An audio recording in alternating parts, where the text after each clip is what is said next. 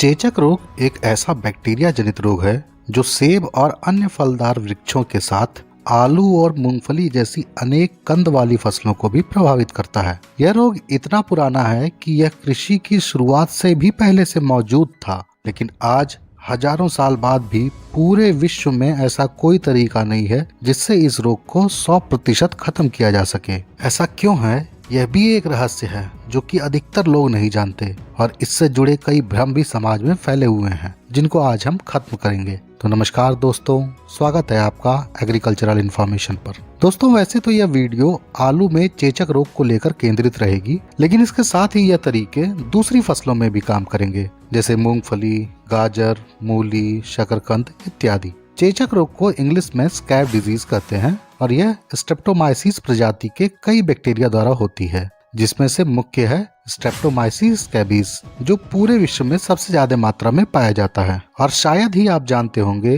कि पूरे विश्व में लगभग 80% एंटीबायोटिक इसी स्ट्रेप्टोमाइसिस प्रजाति के अलग अलग बैक्टीरिया से विकसित किए जाते हैं, जैसे streptomycin, neomycin, lincomycin, daptomycin, fosfomycin, boromycin, tunicamycin, tetracycline इत्यादि। यानी बैक्टीरिया जगत के अनेक खतरनाक बैक्टीरिया को मारने वाला परिवार स्ट्रेप्टोमाइसिस ही है, क्योंकि इस परिवार के सदस्यों में अलग अलग विशेष क्षमताएं होती हैं और इसका मुख्य कारण है कि यह बैक्टीरिया अपने डीएनए तक को बदल सकते हैं जरूरत के हिसाब से। इनका स्वरूप ऐसा है दोस्तों कि कई सालों तक तो वैज्ञानिक इनको फफूंद मानते रहे, जो कि विभिन्न आकार के होते हैं, और बाद में नई तकनीक आने के बाद पता चला कि वास्तव में ये बैक्टीरिया हैं। इसलिए इनको सिर्फ माइक्रोस्कोप में देखकर पहचानने के लिए भी एक वैज्ञानिक को अच्छा अनुभव होना चाहिए। इसलिए मिट्टी के जांच में भी कई बार यह पकड़ में नहीं आते और यह फफूंद समझकर छूट जाते हैं। दोस्तों, यह एक ऐसी बैक्टीरिया की प्रजाति है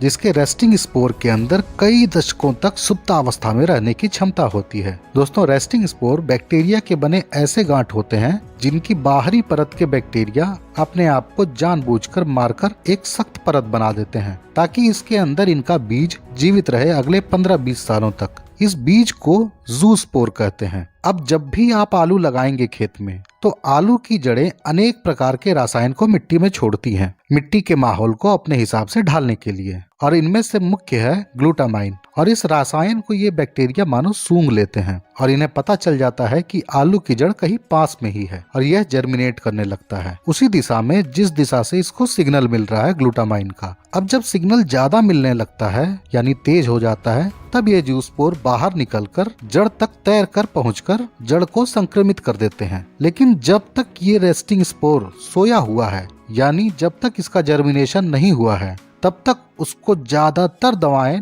नहीं मार सकती, क्योंकि इनका कवच सब कुछ झेल सकता है। लेकिन एक बार इसने जर्मिनेशन कर लिया तो फिर यह कमजोर हो जाएगा, और जब जूस्पोर अपने सुरक्षा कवच यानी रेस्टिंग स्पोर से बाहर निकल गया तो यह बहुत ही कमजोर होता है मिट्टी में, और यही समय है जब इस बैक्टीरिया को आसानी से मारा जा सकता है। इस समय यह इतना कमजोर होता है कि अगर यह आलू की जड़ तक तैर कर जल्दी नहीं पहुंच पाया तो यह खुद ही मिट्टी में मर जाएगा, और जहां रेस्टिंग स्पोर के अंदर यह 20 साल तक जिंदा रह सकता था, वहीं उसके बाहर मात्र 2 दिन यानी 48 घंटों में बिना आलू की जड़ के यह जिंदा नहीं रह पाएगा। और इस बैक्टीरिया की एकमात्र यही कमजोरी है। यह आपका जानना इसलिए जरूरी है क्योंकि मैंने सभी रिसर्च के आधार को इसी बात पर केंद्रित देखा है, जिसको एक एक करके आप आगे वीडियो में जानेंगे। दोस्तों, स्कैब से बचाव में मिट्टी के पीएच को भी कई वैज्ञानिक एक मुख्य हथियार मानते थे, और पुराने जमाने में पढ़ाई किए हुए वैज्ञानिक आज भी यही बात बताते हुए आपको अनेक वीडियो में दिख जाएंगे। लेकिन समय के साथ आधुनिक युग में जैसे जैसे नए रिसर्च हुए तो यह बात काफी हद तक गलत साबित हुई, और ये बात कई राष्ट्रीय और अंतर्राष्ट्रीय संस्थाओं ने खुद कहा है। और एक शोध में बताया गया है कि यह स्ट्रेप्टोमाइसिस बैक्टीरिया 3.8 पीएच तक आराम से जिंदा रह सकता है, और इससे नीचे पीएच करने पर ही यह निष्क्रिय होते हैं। और 3.8 से कम पीएच खेत में करना मतलब मिट्टी को बर्बाद करना है, और इसके ऊपर के पीएच के माहौल में यह बैक्टीरिया आराम से रह सकता है, और खेत का पीएच 5 या 5.5 होने पर भी इसका संक्रमण जारी रहता है। उल्टा इसके कई दुष्प्रभाव देखे गए हैं, जैसे पीएच को डिस्टर्ब करने से कई प्रकार के पोषक तत्वों की उपलब्धता पर दुष्प्रभाव पड़ता है और स्कैब के साथ वायरस और अन्य फफूंदीजनक रोग भी ज्यादा आते हैं। इसलिए इस बात को गांठ बांध लीजिए कि पीएच को कम कर लेना स्कैब का कोई इलाज नहीं है और मेरे हिसाब से यह सबसे बड़ा भ्रम है स्कैब के बारे में जो पहले मुझे भी था। इसी के साथ दूसरा भ्रम है कि फसल चक्र से स्कैब नियंत्रित होता है, लेकिन आप खुद सोचिए, जिसका बीज 20 साल से ऊपर भी जिंदा रह सकता हो विषम परिस्थितियों को झेल कर, तो अगर आपके खेत में 1 साल स्कैब का रोग आ गया तो शायद ही उस खेत से कभी यह बैक्टीरिया खत्म हो, चाहे आप कोई भी फसल अगले 20 सालों तक उस खेत में लगाएं। और 20 साल तक दूसरी फसल लगाना मेरे हिसाब से कोई समाधान नहीं है, क्योंकि यह बैक्टीरिया तो आपके कृषि यंत्रों से भी एक खेत से दूसरे खेत में आ सकता है, बहते हुए पानी के साथ भी आ सकता है। तो यह संभव ही नहीं है कि किसी भी खेत को संक्रमित होने से बचाया जा सके। इसलिए ऐसी कोई मिट्टी या जगह नहीं है पूरे विश्व में जहां आलू की खेती हो और स्कैब रोग बिल्कुल ना हो। लेकिन शुक्र मनाइए कि स्कैब रोग आलू के स्वाद और पैदावार पर कोई विशेष असर नहीं करता, बल्कि यह सिर्फ आलू के शक्ल को खराब करता है, जिससे मार्केट में मूल्य प्रभावित होता है और कम से कम फसल बिक तो जाती है। हालांकि मैं तो खुद इसको कुदरत का करिश्मा ही मानता हूँ कि इतना खतरनाक बैक्टीरिया आलू की पैदावार को ज्यादा प्रभावित नहीं करता, ब्लाइट या अन्य रोगों की तरह, वरना शायद आलू पैदा करना इतना मुश्किल हो जाता कि यह सिर्फ अमीर वर्ग तक ही सीमित रह जाता। लेकिन इस चेचक रोग की वजह से आज गरीब से गरीब वर्ग भी आलू सस्ते दामों पर पा जाता है, खराब शक्ल वाला। और इस स्कैब रोग का एकमात्र यह अच्छा पहलू मेरी नजर में है। दोस्तों, स्कैब को पूरा खत्म करने की कोशिश बहुत ही पहले वैज्ञानिक छोड़ चुके हैं और आज बात होती है कि कितने प्रतिशत के अंदर रोग को सीमित किया जाए ताकि बाजार में इसके भाव को लेकर दिक्कत ना आए। और कई देशों में इसको 5% माना जाता है और कई देशों में यह 10% है। यदि अपने देश की बात की जाए तो 10% से कम चेचक का प्रकोप वाला आलू साधारणतः मंडी में बिक जाता है और मंडी में कोई विशेष कटौती नहीं की जाती। लेकिन यह स्थिति हर मंडी की अलग हो सकती है वहाँ की जनता के हिसाब से। फिलहाल इसको नियंत्रित करने में सबसे पहला और कारगर तरीका माना जाता है बीज शोधन। दोस्तों, बीज शोधन के लिए हर उचित रसायन के अंदर 2 गुणों की जाँच की जाती है। पहला कि वो रसायन कितने प्रतिशत तक बैक्टीरिया को खत्म करेगा जो तत्काल रूप में आलू की सतह पर मौजूद हैं, और दूसरा कि इस रसायन का आलू के जमाव के ऊपर क्या प्रभाव पड़ेगा। इन दोनों में अच्छे होने पर ही तीसरा बिंदु देखा जाता है, यह कितने समय तक सुरक्षा प्रदान करेगा।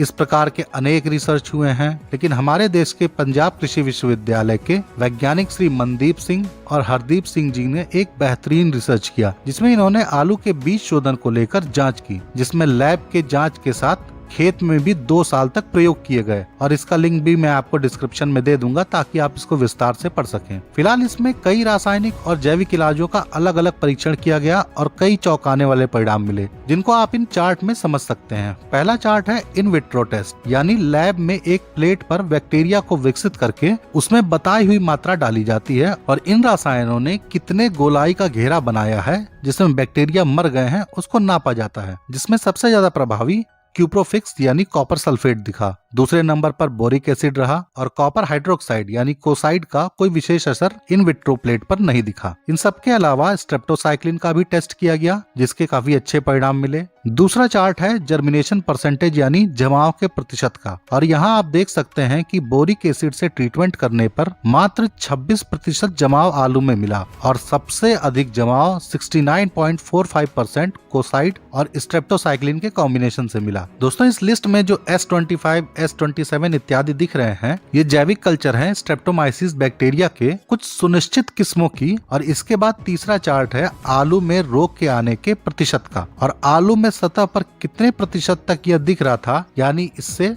मार्केट रेट का अंदाजा लगाया जा सकता है। अब इन तीनों चार्टों को अगर आप ध्यान से समझेंगे तो आप पाएंगे कि भले ही बोरिक एसिड ने सबसे ज्यादा बैक्टीरिया मारे थे लैब में, लेकिन उसके प्रतिकूल असर जमाव पर भी दिखे और खेत में भी यहाँ नियंत्रण हमें कम ही दिखा। लेकिन जैविक इलाजों ने, स्ट्रेप्टोसाइक्लिन ने और कॉपर वाले फफूंदीनाशक ने अच्छा प्रदर्शन किया खेत में, और जो कॉपर हाइड्रोक्साइड लैब में बैक्टीरिया को नहीं मार पाया, वही कोसाइड के 0.2% के प्रयोग से दूसरे साल में सबसे अच्छे परिणाम मिले। इससे साफ पता चलता है कि कॉपर का हाइड्रोक्साइड रूप पौधे ज्यादा अच्छे से ग्रहण करके रोग के खिलाफ प्रतिरोधक क्षमता विकसित कर पाते हैं। इसी प्रकार यह भी समझने वाली बात है कि कॉपर सल्फेट में मुख्य सल्फर ने भूमिका निभाई होगी लैब में बैक्टीरिया को मारने में। इससे आपको कॉपर और सल्फर की कार्यशैली में एक अंतर दिखता है कि सल्फर सीधे मारेगा बैक्टीरिया को और कॉपर पौधों में क्षमता विकसित करके रोकेगा रोग को। और इन दोनों में ज्यादा असरदार तरीका चार्ट के रिजल्ट के हिसाब से पौधों में क्षमता विकसित करने वाला निकला। और यही बात मैंने वायरस के शोध के समय भी रिसर्च में देखा था, कई रिसर्च पेपर में, जिसको मैंने आपको पिछले वीडियो में बताया था। हालांकि इसको हजम करने में कई लोगों को दिक्कत हो रही थी। फिलहाल आगे बढ़ते हैं और जानते हैं दूसरे असरदार तरीके को जिससे स्कैब रोग नियंत्रित रहता है, और यह है आपके मिट्टी में मौजूद पोटेशियम और मैग्नीशियम का अनुपात, यानी K/mg रेशियो। यह रेशियो 0.3 से 0.5 के बीच में रहने पर स्कैब रोग नियंत्रित रहता है। हालांकि यह खेत में प्रैक्टिकल करके सिद्ध की हुई बात है और जो आपको कई रिसर्च में मिल जाएगा, लेकिन इसका कारण आखिर क्या है और ऐसा क्यों होता है, ये जवाब किसी के पास नहीं है और सबने सिर्फ अंदाजा ही एक बताया है, इसलिए मैं भी इसको अभी अज्ञात ही मानता हूँ। दोस्तों, ये K/mg रेशियो अपने खेत में मेंटेन करने का सबसे सही तरीका है मिट्टी की जांच के हिसाब से इन तत्वों को मिट्टी में मिलाना। लेकिन हमारी आदतों को देखते हुए एक जुगाड़ तरीका भी यह है कि आप 50 किलो मैग्नीशियम सल्फेट प्रति एकड़ डालिए, यदि आपने मैग्नीशियम सल्फेट का इस्तेमाल पिछले सालों में बिल्कुल नहीं किया है। और यदि आप कभी कभी इस्तेमाल करते थे तो यह मात्रा थोड़ी कम करके 30 किलो प्रति एकड़ डालिए। और अगर आप हर साल डालते हैं तो आपको इसको मात्र 15 किलो प्रति एकड़ डालना चाहिए। यह मेरा अपना फॉर्मूला है अनुभव के हिसाब से, और मैं फिर से कहना चाहूंगा कि सही मात्रा आपके खेत की तो लैब में मिट्टी की जांच से ही निकालना संभव है। अगला तरीका सुनकर शायद आप सोचेंगे कि ये वैज्ञानिक भी क्या क्या सोच लेते हैं। कुछ वैज्ञानिकों ने सोचा कि अगर हम ग्लूटामाइन को ट्रैप यानी जाल की तरह इस्तेमाल करें तो क्या यह काम करेगा। इसके लिए इन्होंने खेत में पानी भरकर उसमें 1.5 ग्राम प्रति लीटर के हिसाब से ग्लूटामाइन पाउडर को घोलकर छिड़काव किया गया। इससे यह रसायन पानी के साथ धीरे धीरे मिट्टी में नीचे चला जाता है, जिसके कारण इन बैक्टीरिया के रेस्टिंग स्पोर्स को लगता है कि आलू की जड़ मिट्टी में कहीं मौजूद है और ये जर्मिनेट करने लगता है। इसके बाद 10 से 15 दिन के बीच में फिर से पानी भरकर फिर से वही ग्लूटामाइन पाउडर का छिड़काव किया जाता है, लेकिन इस बार मात्रा दुगनी रखी जाती है, यानी 3 ग्राम प्रति लीटर की मात्रा से 1 एकड़ में 7 टंकी दवा डाली जाती है। यहाँ टंकी 15 लीटर वाली है। अब इस दुगनी मात्रा के कारण बैक्टीरिया के जर्मिनेट किए हुए रेस्टिंग स्पोर से जू स्पोर बाहर निकल आते हैं, क्योंकि उनको लगता है कि आलू की फसल यहीं कहीं पास में ही है। लेकिन आलू की फसल तो अभी थी नहीं हमारी मिट्टी में, इसलिए ये सभी मर जाते हैं स्वयं ही। और इस तरह फसल को बिना स्प्रे किए आप मिट्टी में ही इस बैक्टीरिया को खत्म कर सकते हैं। और इतिहास के पन्नों में आपको ऐसे कई किस्से मिलेंगे जिसमें आलू की फसल को लगाने से पहले खराब आलू को खेत में लगाया जाता था और फिर उनके जमाव के बाद उनको उखाड़कर फेंक दिया जाता था और फिर अच्छे से जुताई करके वापस अच्छे आलू लगाए जाते थे। हालांकि उन्हें इसका कारण नहीं पता था, लेकिन कई बार किसान स्वयं ही ऐसे तरीके पहले ही खोज लेता है जिसको वैज्ञानिक बाद में रिसर्च करके समझ पाते हैं। और K/mg रेशियो वाला तरीका भी किसी किसान की ही खोज है, जिसको वैज्ञानिकों ने बाद में लैब में जांच करके सत्यापित किया। हालांकि इसका कारण आज तक अभी वैज्ञानिक खोज नहीं पाए हैं। और आज के वीडियो में आखिरी तरीका है बायो कंट्रोल एजेंट्स का। और इससे पहले कि मैं आपको बताऊं कि किस बायो कंट्रोल एजेंट ने सबसे अच्छा प्रदर्शन किया और क्यों किया, अगर आप अभी तक देख रहे हैं तो इसका मतलब